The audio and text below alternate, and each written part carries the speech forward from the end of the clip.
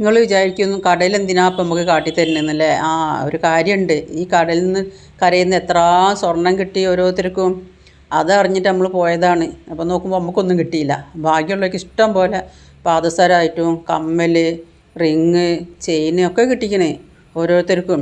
അതറിഞ്ഞ് പിന്നെ ഓരോ ഭാഗത്തു നിന്ന് ഓരോരുത്തർ വരാൻ തുടങ്ങി. ഇപ്പം എല്ലാവരും താഴത്തേക്ക് നോക്കി ഇങ്ങനെ നിൽക്കുകയാണ്. വെള്ളത്തിലിങ്ങനെ കരയിലേക്ക് അടിച്ച് വരുമ്പോഴേ ആ ഒഴുക്കിലങ്ങനെ കിട്ടുന്നുണ്ട്. ഇഷ്ടം പോലെ ആൾക്കാർക്ക് കിട്ടിയതുണ്ട്.